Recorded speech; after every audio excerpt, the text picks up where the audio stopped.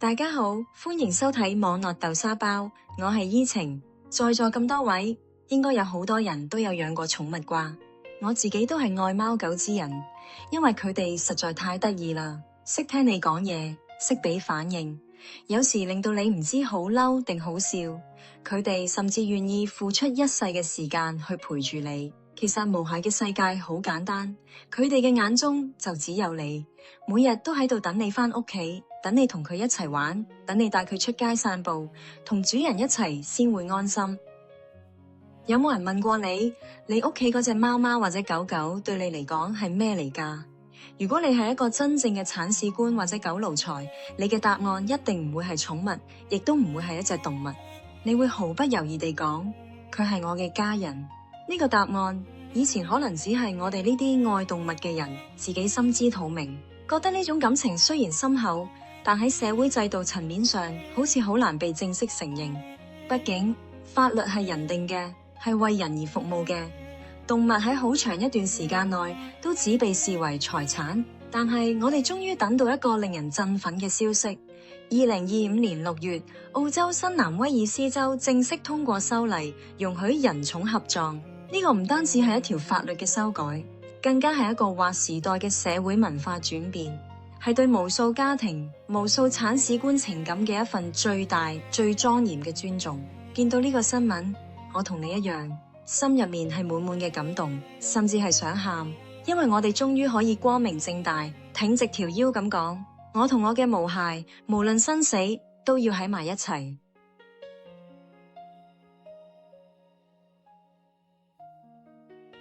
財產呢個詞聽落去好冰冷。如果你將一隻貓或者一隻狗只係當做一個你所擁有嘅物件，你可以今日中意就買，聽日唔中意就棄，甚至係覺得佢只係你生活入面一個可有可無嘅點綴。但係真正嘅愛動物之人，從來都唔會咁諗。毛孩對我哋嘅愛係最無條件、最純粹嘅。佢哋唔會計較你今日有冇錢，唔會計較你係咪一個失敗者，唔會計較你有冇化妝，有冇打扮。佢哋只係知道你返到屋企，佢哋就會勁興奮咁喺門口歡迎你，搖晒尾，喵喵叫，將成個身軀貼住你。喺你開心嘅時候，佢哋會跟住你一齊跳，一齊玩。喺你唔開心，甚至係絕望嘅時候，佢哋會靜靜地趴喺你身邊，用佢哋溫暖嘅身體、柔軟嘅毛髮、濕漉漉嘅鼻頭，無聲咁安慰你。呢種陪伴，有時甚至比人類嘅陪伴更加有力量。對於好多人嚟講，尤其係獨居者、長者，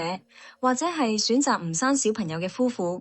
毛孩就係佢哋生活嘅重心，係佢哋嘅精神支柱。佢哋親手為毛孩準備每一餐飯，親自幫毛孩沖涼、剪指甲，每日風雨不改咁帶佢哋出去散步，就算掛10號波都要落街放狗狗。佢哋會為毛孩嘅健康而擔驚受怕，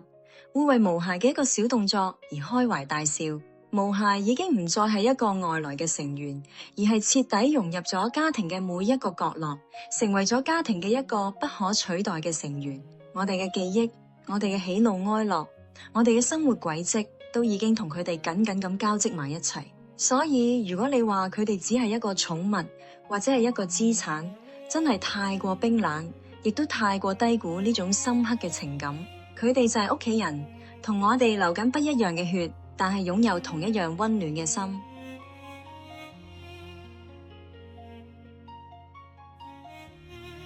因為佢哋係家人，所以我哋當然希望喺我哋生命終結嘅時候，可以同佢哋繼續喺埋一齊啦。呢個係人之常情，亦都係對愛嘅一份最崇高嘅追求。以前如果有人提出想同自己嘅寵物合葬，大多數人可能會覺得你好奇怪，或者會覺得呢個要求好無厘頭。但係如果你真正理解毛孩係家人呢個概念，你就會明白呢個要求係幾咁合情合理。愛係超越生死㗎。我哋愛我哋嘅毛孩，我哋喺生前嘅時候，每一分每一秒都想同佢哋喺埋一齊。點解喺死後我哋就要被迫分開？點解我哋嘅骨灰要被安置喺冰冷嘅墓碑下，而佢哋嘅骨灰就只能孤零零咁被隨處安放？人寵合葬合法化，最重要嘅意義就係賦予咗每一個人、每一個愛動物嘅人一個選擇嘅權利。你可以選擇同你嘅伴侶合葬，你可以選擇同你嘅父母合葬。今日喺澳洲住嘅你，亦可以選擇同你嘅毛孩合葬。呢個係對人情感自由嘅最大尊重，係對愛嘅一份承諾。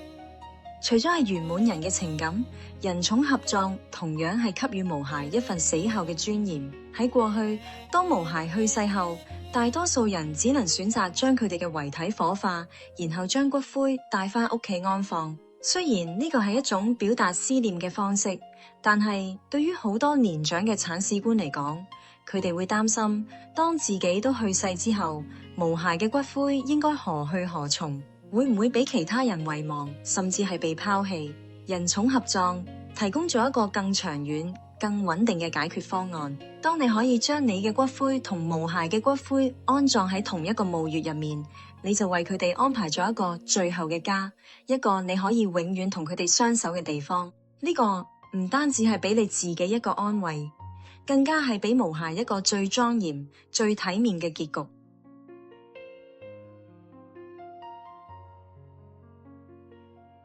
澳洲新南威爾斯州嘅呢次修例之所以會引起全球熱話，令到無數愛動物之人感動到喊，原因在於佢唔單止係一次簡單嘅法律修改，而係反映咗整個社會對於動物同埋人寵關係嘅認知發生咗根本性嘅轉變。以前法律之所以將動物視為財產，係因為喺傳統嘅農業社會文化中，動物主要被視為生產工具或者係經濟資源。動物嘅價值係由佢嘅經濟效用嚟衡量嘅，而唔係由佢同人之間嘅情感聯繫嚟衡量嘅。但係隨住社會嘅發展、城市化嘅加速以及核心家庭結構嘅轉變，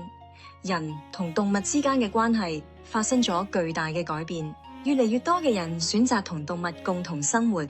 並將佢哋視為情感嘅寄託同伴侶。傳統嘅法律觀念已經遠遠落後於人嘅情感需求同社會嘅實際情況。澳洲呢次修例最值得讚賞嘅地方，在於佢勇敢咁打破咗傳統嘅狹隘嘅家庭定義。以前家庭只係由人所組成，只有人與人之間嘅血緣、婚姻關係先會被法律所承認。但喺今日呢個多元化嘅社會，家庭嘅定義應該係開放嘅、包容嘅。一個由獨居者同一隻貓組成嘅家庭係家庭，一個由不育夫婦同幾隻狗組成嘅家庭同樣係家庭。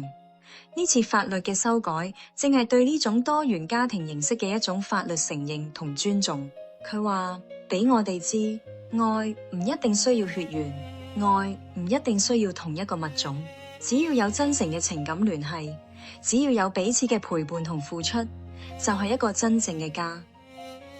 人寵合葬合法化，同樣係推動社會人道主義精神發展嘅重要一步。佢代表住我哋唔單止係關注動物喺生前係咪受到良好嘅對待，而且關注佢哋喺死後係咪同樣受到應有嘅尊嚴。一個真正文明嘅社會，應該係能夠尊重每一種生命，並能夠尊重每一種真摯情感嘅社會。當我哋可以為動物嘅最後一段旅程提供一個如此溫暖、如此具有情感意義嘅結局嘅時候，我哋實際上係喺度弘揚緊一種更加深刻、更加廣泛嘅人道主義精神。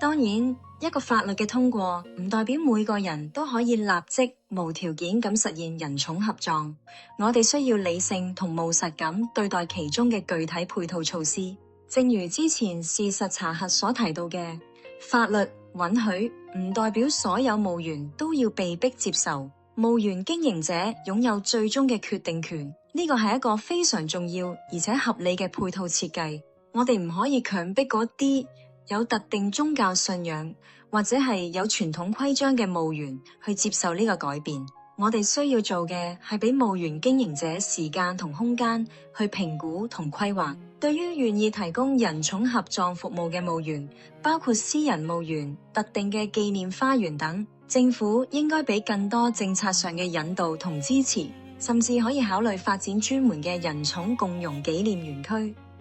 人寵合葬喺實際操作中，必須嚴格符合衛生同環境法規，動物遺體或骨灰嘅安葬方式、墓穴設計、垃圾嘅處理等，都需要制定詳細嘅規範，以防止對環境同公共衛生造成不良影響。呢個係任何一項新法規喺實施過程中都必須認真對待嘅問題。我哋相信，憑藉現代化嘅殯葬技術同嚴謹嘅監管體系，我哋完全可以喺滿足人類情感需求同保護環境衛生之間，揾到一個最佳嘅平衡點。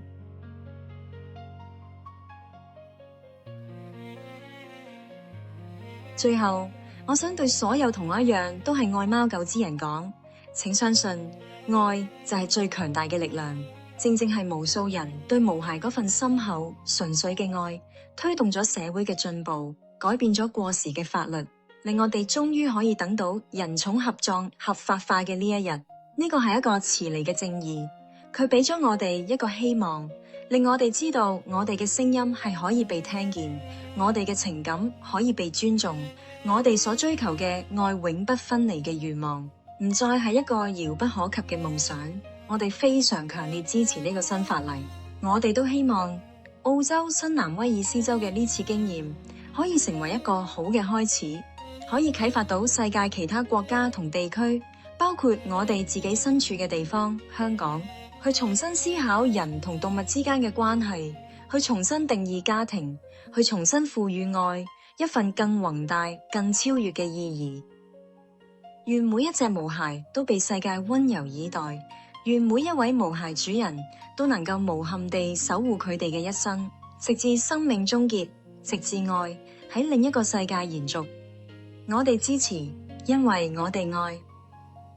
多謝你睇到呢度，如果你有咩睇法，好歡迎你喺下面留言㗎。我哋下一集再見啦，拜拜。